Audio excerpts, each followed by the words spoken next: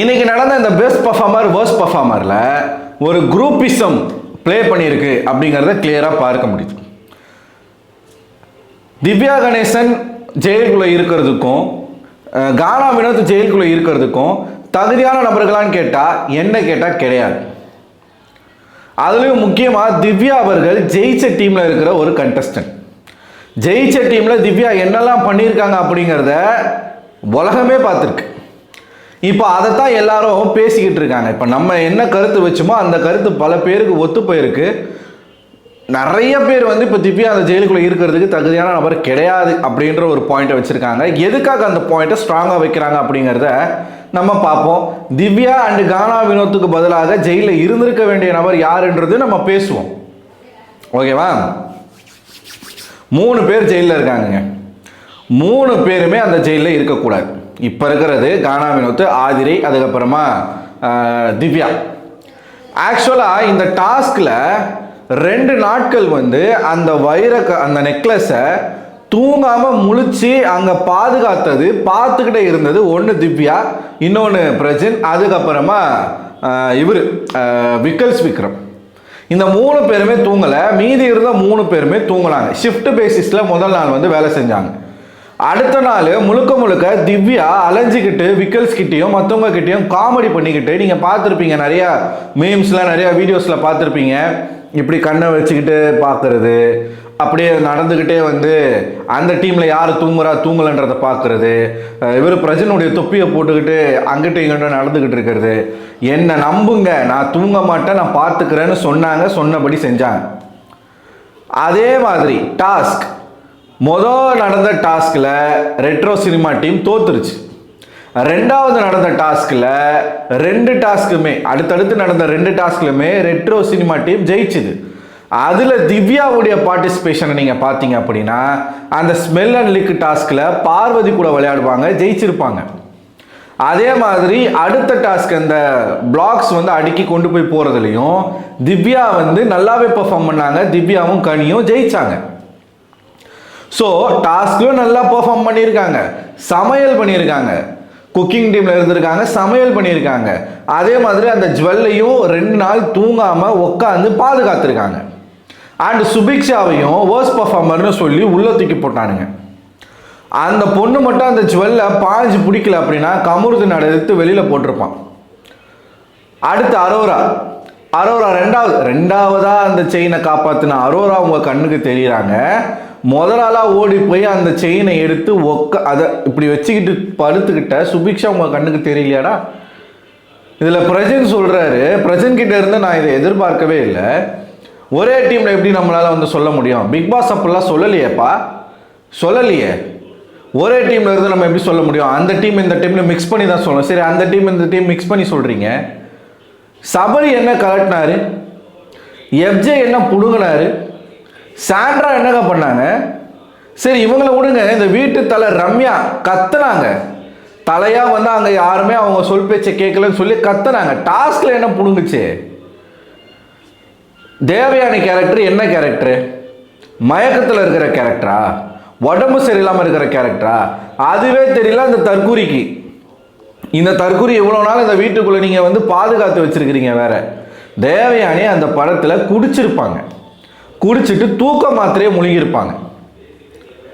தூக்க மாத்திரை நினச்சி இதை மூடிய முழுங்கியிருப்பாங்க. அவங்க மாத்திரை கூட முழுங்கியிருக்க மாட்டாங்க. எவ்வளோ பெரிய மாத்திரை சம்திங். அவங்க போதையில் இருப்பாங்க, மயக்கத்தில் இருக்க மாட்டாங்க. உடம்பு சரியில்லை. எப்படி இன்னைக்கு மட்டும் ரம்யாவுக்கு வந்து உடம்பு நல்லாச்சு? எனக்கு தெரியலையே. டாஸ்க் நடந்த ஒரு 3 நாளைக்கு வந்து ரம்யாவுக்கு உடம்பு சரியில்லை, மயக்கம் போட்டு விழுவீங்க, கத்துவீங்க, அழுவீங்க, உங்களை ஒன்றும் பண்ண விட மாட்டாங்கன்னு சொல்லுவீங்க. இன்னைக்கு உடம்பு நல்லா இருக்குது. எப்படி நியாயமாக அங்கே யாருங்க இருந்திருக்கணும்? ரம்யா இருந்திருக்கணும், எஃப்ஜே இருந்திருக்கணும், அதுக்கப்புறமா சபரி ஏங்க கமலஹாசன், குணா கமலஹாசன் எந்த இடத்துல சபரி கமலஹாசனாக நடந்து கொண்டார்? ஒரு பெட்ஷீட் எல்லாம் அடுக்கி வச்சு ஒரு குகை மாதிரி ஒரு செட்டப் பண்ணி வச்சா முடிச்சா? பர்ஃபார்மன்ஸ் எங்கங்க இருக்குங்க? என்னங்க டாஸ்க்கு நீங்கள் என்னங்க பண்ணீங்க? அட்லீஸ்ட் கமருதையும் கானா வினோத்தும் தப்போ சரியா அந்த ஜுவல்லை எடுக்க ட்ரை பண்ணாங்க. இவர் என்ன பண்ணாரு? அந்த டீமில் நீங்கள் எடுத்து பாருங்கள், சபரி இருக்காப்புல, ரம்யா இருக்காங்க, எஃப்ஜே இருக்காப்புல, இவங்க சாண்ட்ரா, யாருக்கு அங்கே கேரக்டரில் இருந்தது? சீரியஸாகவே அந்த புடவையை கட்டிக்கிட்டு ஜுவல்ஸ் எல்லாம் போட்டுக்கிட்டு அந்த செட்டோட ஒரு நாள் முழுக்க வந்து அவங்க தூங்கியிருக்காங்க. மற்றவங்களாம் வந்து கலைச்சிட்டாங்க, காஸ்டியூமை கழிச்சு நார்மல் காஸ்டியூமில் போட்டு உட்காந்துருக்காங்க. திவ்யா அதை கூட பண்ணலை.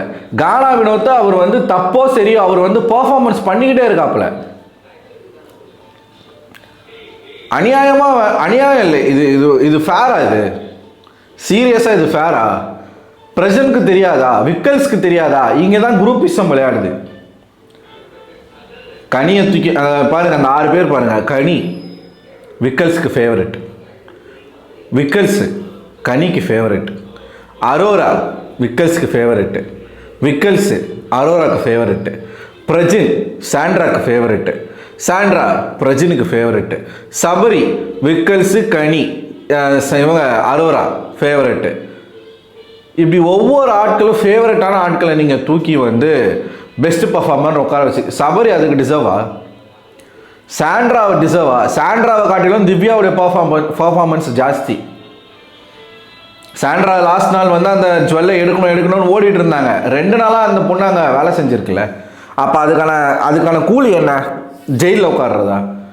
சீரியஸாக கானா வினத்தை பார்க்கும்போது கூட எனக்கு பாவமாக இருக்குது. அந்த மனுஷன் வந்து டபுள் மீனிங்கில் பேசுகிறாரு, அசிங்கமாக பேசுகிறாரு, ஒருமையில் பேசுகிறாரு, சண்டை போடுறாரு. இதெல்லாம் தாண்டி ஏதோ லிட்டில் பிட் அவர் வந்து டிஆர் மாதிரி ட்ரை பண்ணாப்புல, அந்த நகை எடுக்க ட்ரை பண்ணாப்புல, டாஸ்க் விளையாட ட்ரை பண்ணாப்புல.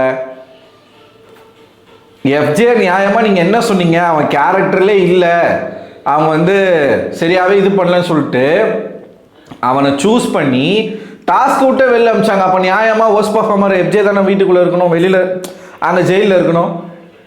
இதில் செல்ஃப் அவுட் பண்ணுறீங்க. எப்படி செல்ஃப் அவுட் பண்ணுவீங்க நீங்கள்? பிக் பாஸ் கூட ஏங்க கேட்கல?